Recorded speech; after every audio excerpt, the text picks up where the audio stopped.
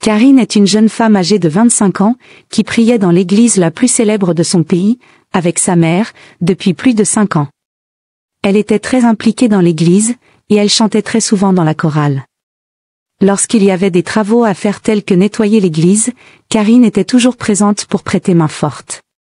C'est ainsi qu'avec le temps elle s'est faite remarquer par le pasteur, appelé Élie, qui est tout simplement le plus jeune pasteur le plus célèbre du pays, qui s'est fait remarquer grâce à ses prophéties d'un autre monde. Mais surtout par ses miracles incroyables, qui laissaient tout le pays sans voix.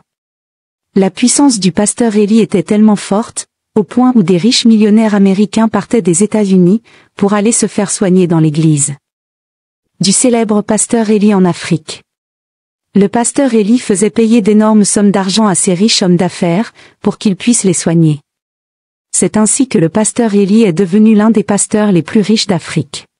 Et son train de vie luxueux parlait de lui-même, car il possédait des voitures de luxe, hors de prix, telles que des Ferrari qui valent jusqu'à plus de 350 000 $.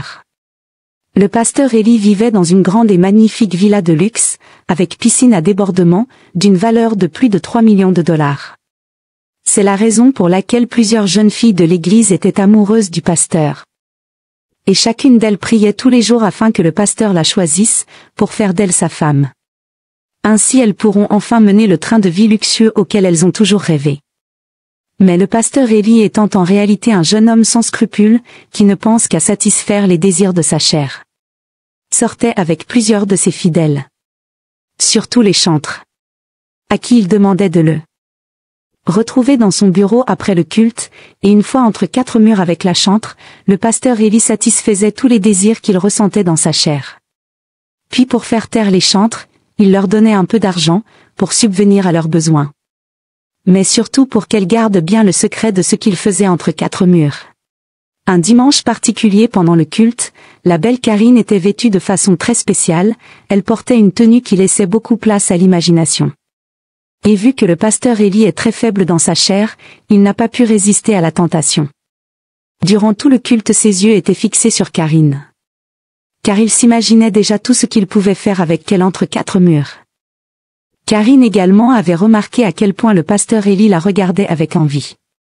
Après le culte, le pasteur Élie s'est rapproché de Karine, et il lui a dit qu'il apprécie beaucoup la façon dont elle est impliquée dans l'église depuis plusieurs années, et qu'il voit en elle une femme qui a une grande destinée prophétique. Puis le pasteur Élie est allé droit au but en disant à Karine qu'il aimerait bien qu'ils passent plus de temps ensemble, afin qu'il puisse fortifier Karine dans la foi. Ainsi il a demandé à Karine son numéro de téléphone, puis il lui a donné le sien. Il lui a envoyé un message WhatsApp de suite, dans lequel il a écrit à Karine, « Coucou, je te trouve très belle, je t'appelle tout à l'heure. » Puis il lui a fait un clin d'œil. Karine était assez confuse, mais surtout flattée par le compliment, alors elle a fait un sourire au pasteur Élie. Déjà que Karine a toujours trouvé le pasteur Élie très mignon, et élégant. Elle n'arrivait pas à réaliser qu'elle plaisait également au pasteur.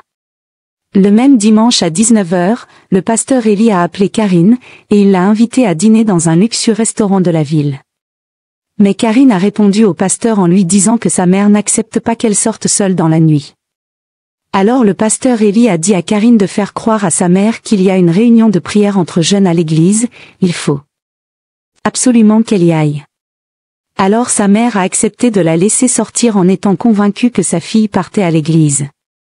Une fois au restaurant, le pasteur Élie était très heureux de voir la belle Karine, car mine de rien, il s'est rendu compte qu'il ressentait des sentiments envers Karine, qu'il n'avait jamais ressentis envers toutes les fidèles qu'il a l'habitude de voir entre 4 murs.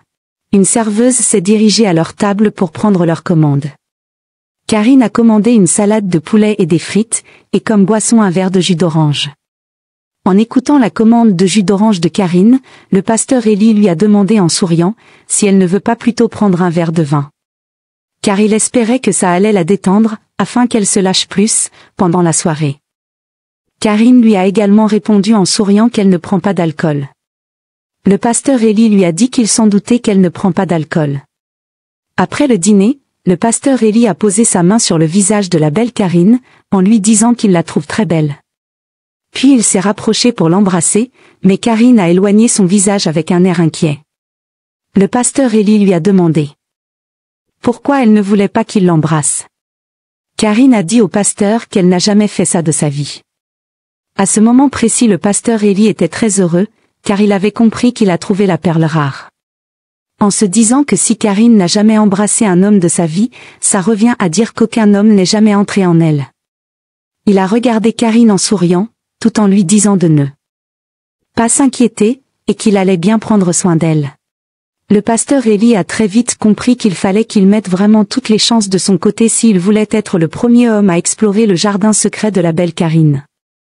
Alors il s'est mis à poser à Karine des questions sur sa vie de famille. Alors Karine a avoué au pasteur Eli que depuis le décès de son père, sa mère et elle avaient du mal à joindre les deux bouts.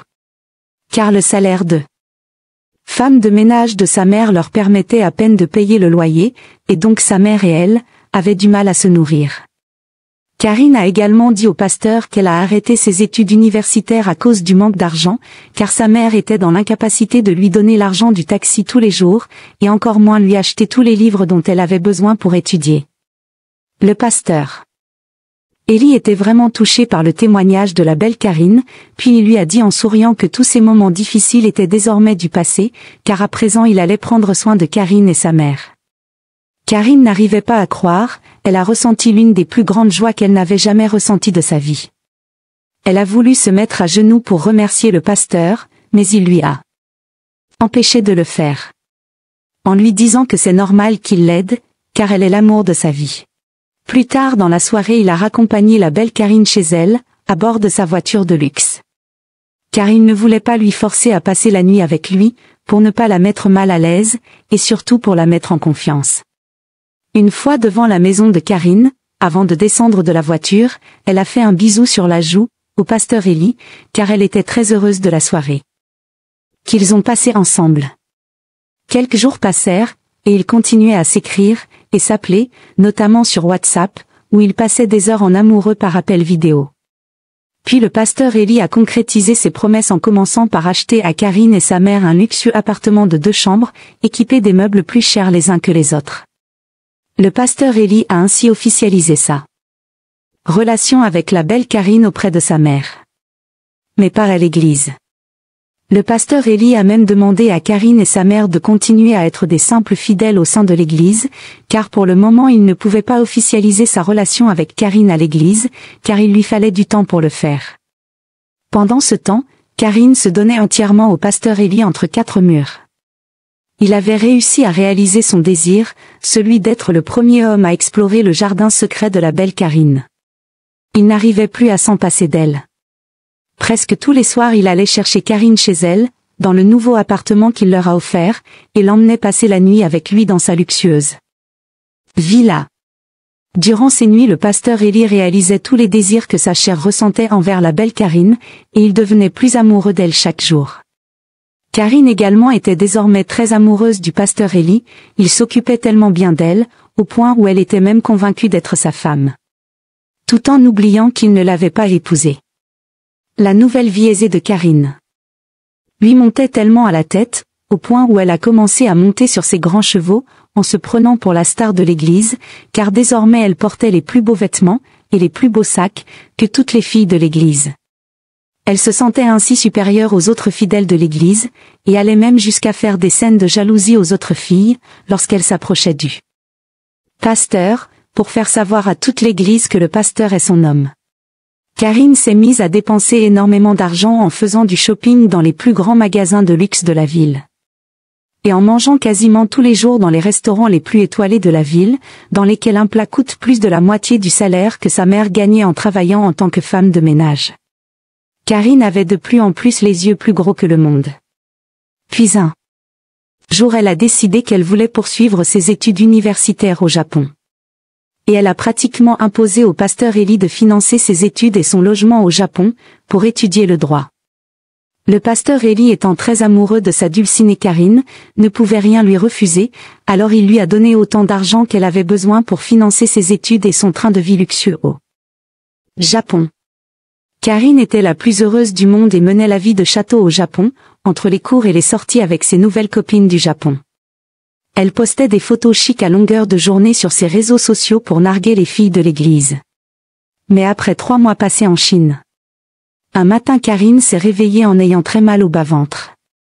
Elle a appelé son chéri le pasteur Eli, pour lui faire savoir qu'elle ne se sentait pas bien.